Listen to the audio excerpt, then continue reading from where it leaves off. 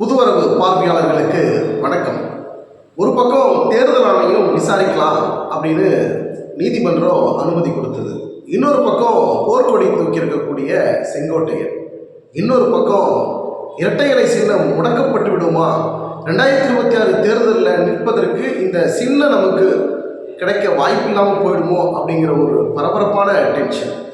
இந்த சூழலில் எடப்பாடி பழனிசாமி இவைகளெல்லாம் எப்படி சரி கட்டினார், எப்படி சமாளித்தார் அப்படிங்கிறதா மிகப்பெரிய பேசுபொருளாக அதிமுக வட்டாரத்தில் மட்டுமில்லை, தமிழக அரசியலையே எடப்பாடி பழனிசாமி எப்படி இதை காய் நகர்த்துறார், செங்கோட்டையில் போர்க்கொடி தூக்கி இருக்கக்கூடிய இந்த விஷயத்தை எப்படி எடப்பாடி பழனிசாமி டீல் பண்ணார், செங்கோட்டையனுக்கு ஒரு கட்சியில் ஒரு மூத்த தலைவர், முன்னாள் அமைச்சர் எம்ஜிஆர் ஜெயலலிதா ஆகியோருடைய ஆசி பெற்று பல நம்பிக்கைக்குரிய முக்கியஸ்தராக வளம் வந்திருக்கக்கூடிய செங்கோட்டையனுக்கு கட்சியில் ஒரு பெரிய மரியாதை இல்லை, மதிக்கிறது இல்லை, செல்வாக்கு இல்லை. எடப்பாடி பழனிசாமி ஒரு சீனியர் தலைவர்னு கூட பார்க்காம நம்மக்கிட்ட எந்த விதமான திட்டத்தையும் ஆலோசனை பண்ணுறது இல்லை அப்படின்னு செங்கோட்டையனுக்கு ஒரு சின்ன வருத்தம் இருந்ததாக சொல்லப்படுகிறது. அதனால தான் அத்திக்கடவு அவனாசி திட்டத்தினுடைய ஏற்பாட்டாளர்கள் ஒரு நிகழ்ச்சியில் எடப்பாடி பழனிசாமியை வெகுவாக பாராட்டுற விதத்தில் ஒரு நிகழ்ச்சியை பண்ணாங்க. அந்த நிகழ்ச்சியில் எம்ஜிஆர் அவர்களுடைய புகைப்படமோ ஜெயலலிதா அவருடைய புகைப்படமோ இல்லை அப்படிங்கிறதுனால தான் செங்கோட்டையன் காட்டமாக பேசினார், விமர்சனம் பண்ணார், இந்த நிகழ்ச்சியை புறக்கணித்து இருக்கிறாரு அப்படிங்கிற பல்வேறு செய்திகள் பரபரப்பாக போயிட்டு இருக்கு. ஒரு பக்கம் செங்கோட்டையன் எப்பவுமே அமைதியாக இருந்தார், அமைதியாக இருப்பார், செய்தியாளர் மத்தியில் சந்திக்கிறது, கட்சி ரீதியாக ஏதாவது விமர்சனம் பண்ணி பேசுறது இதெல்லாம் எதுவுமே செய்ய மாட்டார். எடப்பாடி பழனிசாமி கட்சியினுடைய பொதுச் செயலாளர் எடப்பாடி பழனிசாமி தான் எதுவுமே பேசுவார். செங்கோட்டையன் அதிமுக ஆட்சியில் இருக்கிற போது அமைச்சராக இருந்த செங்கோட்டையன் துறை ரீதியாக பேசுவதற்கு செய்தியாளர் சந்திப்பார். அந்த நேரத்தில் சந்தித்த செங்கோட்டையன் ஆட்சி இழந்த பிறகு தற்போது இருக்கக்கூடிய சூழலில் செங்கோட்டையன் பரவலாக நம்மளால் பார்த்துருக்க முடியாது. ஆனால் கடந்த ஒரு வாரமாக செங்கோட்டையனை தொலைக்காட்சியில் தொடர்ந்து பார்க்க முடிகிறது. செய்தியாளர் மத்தியில் தொடர்ந்து அவர் பேசக்கூடிய ஒரு பேச்சு நம்ம பரபரப்பை ஏற்படுத்தக்கூடிய வகையில் அதிமுக வட்டாரத்தில் நிர்வாகிகள் மத்தியில் முன்னாள் அமைச்சர்கள் மத்தியில் மிகப்பெரிய ஒரு பேசுபொருளாக கட்சியினுடைய தொண்டர்களுக்கும் ஏன் நம்ம அதிமுகவில் இப்படி சீனியர்களெல்லாம் ஏன் கொந்தளிக்கிறாங்க, சீனியர்கள் மத்தியில் ஏன் இப்படி ஒரு அதிருப்தி ஏற்படுகிறது, ஏன் கட்சியில் அண்ணன் எடப்பாடி பழனிசாமி ஏன் இதை இந்த அளவுக்கு ரூல்ஸில் விடுறாரு அப்படிங்கிற பல்வேறு சந்தைகளும் பல்வேறு கேள்விகளும் அதிமுக தொண்டர்கள் மத்தியில் இப்போ அதிக அளவில் எழுப்ப ஆரம்பித்திருக்கிறது. அதாவது அந்தியூர் தொகுதி அந்தியூரில் தொடர்ந்து அதிமுக வெற்றி பெற்றிருந்த சூழலில் இந்த முறை ஒரு சதியினால், ஒரு சூழ்ச்சியினால் இப்போ நம்ம வெற்றி இழந்திருக்கிறோம், ஏதோ ஒரு சதி நடந்திருக்குது அப்படிங்கிற ஒரு விஷயத்தையும் செங்கோட்டையன் பேசியிருந்தார். அதே போல் என்னை சும்மா இருக்கிற என்னை சீனி பார்க்காதீங்க அப்படிங்கிற தோணியிலையும் செங்கோட்டையன் பேசியிருப்பார்.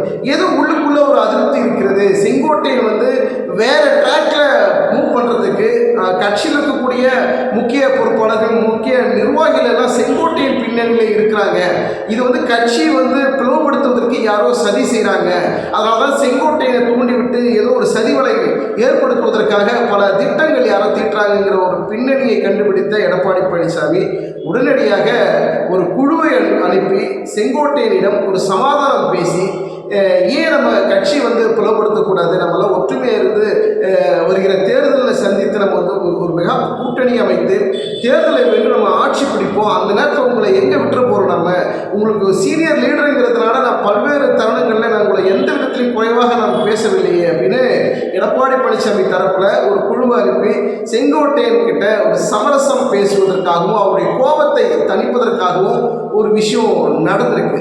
ஆனால் செங்கோட்டையனுக்கு ஒரு கிட்டத்தட்ட அவருக்கு ஒரு அடித்தள மனதில் நிச்சயமாக ஒரு வருத்தம் இருக்கத்தான் செய்யும். ஏன்னா கட்சியில் ஒரு சீனியர் பொறுப்பில் இருந்து ஏற்கனவே கட்சியினுடைய தலைமை நிலைய செயலாளராக இருந்த பொறுப்பை எடுத்து எஸ்பி வேலுமணி கிட்ட எடப்பாடி பழனிசாமி கொடுத்தாரு. அதே போல் அமைப்பு செயலாளர் பதவி ஒரு குறைவான அதிகாரத்தில் இருக்கக்கூடிய குறைவான பதவி செங்கோட்டையன் கிட்ட எடப்பாடி பழனிசாமி அவருக்கு கொடுத்தாரு. இந்த சூழலில் எப்பவுமே செங்கோட்டையன் கட்சியினுடைய, அதாவது ஜெயலலிதா இருந்த காலத்தில், எம்ஜிஆர் இருந்த காலத்தில், அதில் தொடர்ந்து ஜெயலலிதா இருக்கிற போது தேர்தல் பரப்புரையில் திட்டங்கள் வகுக்கிறதும் மாவட்ட செயலாளர்களை நியமிக்கிற பொறுப்பும் வெகுவாக அந்த பொறுப்பு முன்னாள் முதலமைச்சர் முதலமைச்சர் ஜெயலலிதா அவர்கள் செங்கோட்டையன் கிட்ட அந்த பொறுப்பை கொடுப்பாங்க.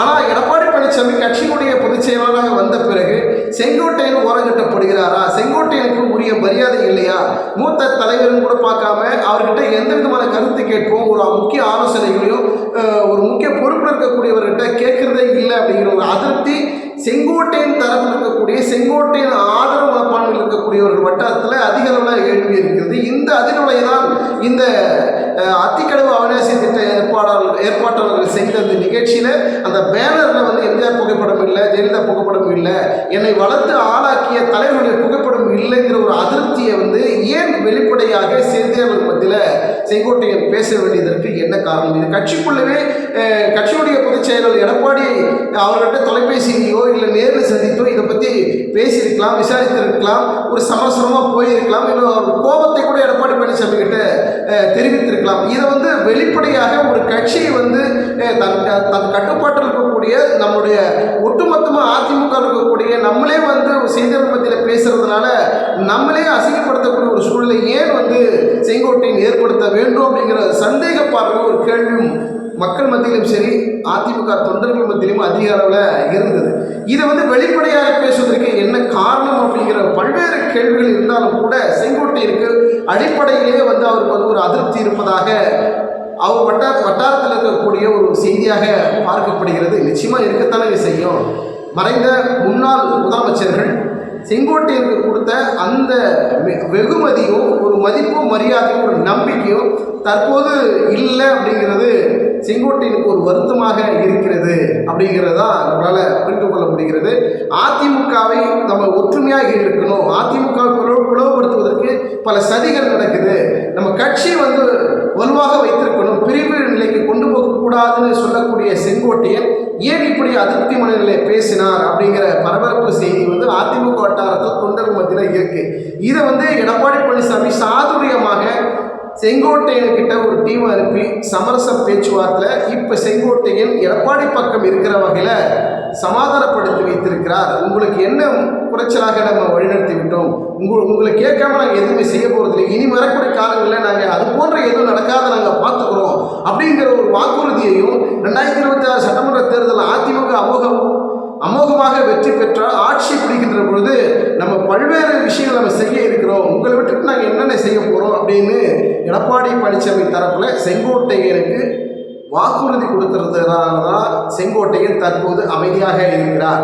ஆனாலும் இன்னைக்கு பாருங்க, சென்னை தலைமைச் செயலகத்தில் தற்போது இருக்கக்கூடிய திமுகவுடைய தலைவர் தமிழகத்தினுடைய முதலமைச்சர் அவர்கள் சென்னை தலைமைச் செயலகத்தில் ஒரு நிகழ்ச்சி நடந்தது. அது மத்திய அரசு திட்டத்தின் சார்பாக நடந்த நிகழ்ச்சியில் செங்கோட்டையன் கலந்துக்கிட்டார். இது ஒரு பரபரப்பை ஏற்படுத்தி இருக்கிறது. இப்படி எடப்பாடி பழனிசாமிக்கு தொடர்ந்து போர்க்கொடி தூக்கக்கூடிய அதிமுக இருக்கக்கூடிய ஒவ்வொருத்தரும் கிளம்பினால் இன்னைக்கு தேர்தல் நெருங்கக்கூடிய ஒரு சூழலில் இது ஒரு சிக்கலாக மாறக்கூடிய வாய்ப்பு பாஜகவுடன் அதிமுக கூட்டணிக்கு பல்வேறு விகிதங்கள் வகுத்தாலும் செங்கோட்டையின் பின்னணியில் பாஜகவுடைய தூண்டுதல் இருக்குமோ அப்படிங்கிற ஒரு சந்தேக பார்வையும் இருக்கத்தான் செய்கிறது.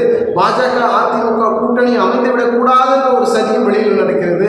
அதே போல் அதிமுகவுடன் தமிழக வெற்றி கழகம் கூட்டணி வைத்துவிடக் கூடாதுன்னு ஒரு பக்கம் பாஜக முயற்சி பண்ணுறாங்க.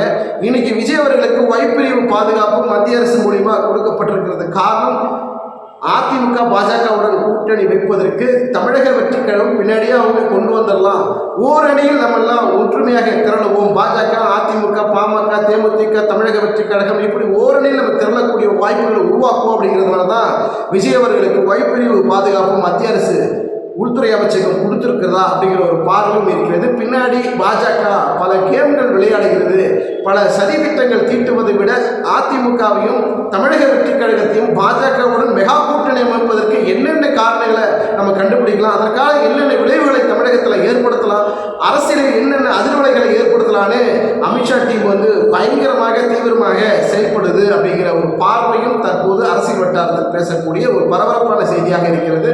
பொறுத்திருந்து பார்க்கலாம். அதிமுக தாவேகா கூட்டணி ஓரணியில் திரண்டு பாஜகவுடன் இணைய வாய்ப்பு இருக்கிறதா, அல்லது பாஜகவை எதிர்க்கக்கூடிய எடப்பாடி பழனிசாமி தாவேகா மட்டும் நமக்கு போதுங்க, தேமுதிக இருக்கிறது, பாமக கூட கடைசி நேரத்தில் நம்ம அதிமுக கூட்டணி கொண்டு வருவதற்கும் எடப்பாடி பழனிசாமி பல்வேறு திட்டங்கள் வகிக்கிறார். கடைசி நேரத்தில் கூட்டணி மாற்றங்கள் பல்வேறு வகையில் ஏற்பட வாய்ப்பு இருக்கிறது. ஆனால் ஒரு விஷயம் நிச்சயங்க, 2026 சட்டமன்ற தேர்தலில் மிகப்பெரிய ஒரு அதிர்வலை கண்டிப்பாக இருக்கும். ஆட்சி மாற்றத்திற்கு ஒரு காரணம் நிச்சயமாக அமையக்கூடிய வாய்ப்புகள் இருக்கிறது. அப்படி ஆட்சி மாற்றம் ஏற்படவில்லை, ஏன்னா ஏற்படலைன்னா எப்படி ஏற்படாமல் போகும்? அதிமுக ஒரு பக்கம், தாவேக ஒரு பக்கம், நாம் தமிழர் கட்சி ஒரு பக்கம், பாஜக ஒரு பக்கம் பிரிந்திருந்தார்கள் என்றால் நிச்சயமாக அடித்து சொல்லலாம் திமுக அமோக வெற்றி பெறும். ஆனால் அந்த அமோக வெற்றியை பெறக்கூடாதுங்கிறது தான் எதிர்கட்சிகள் இன்னைக்கு தீவிரமாக செயல்படுறாங்க. அப்போ அவர்கள் வெற்றி பெறக்கூடாது, இரண்டாவது முறையாக திமுக ஆட்சிக்கு வரக்கூடாது அப்படின்னா ஓரணியில் இவர்கள் எல்லாம் திரளக்கூடிய வாய்ப்புகள் இருக்கிறது. பொறுத்திருந்து பார்க்கலாம். உங்களுடைய கருத்துக்களை கமெண்ட் செக்ஷனில் பதிவு பண்ணுங்க. 2026 சட்டமன்ற தேர்தல் யாருக்கான தேர்தலாக, யாருக்கு சாதகமான தேர்தலாக, எந்த கூட்டணி அமோகமாக வெற்றி பெற்று ஆட்சியை பிடிக்கும் அப்படின்னு உங்களுடைய கருத்துக்களை கமெண்ட் செக்ஷனில் பதிவு பண்ணுங்க. நன்றி, வணக்கம்.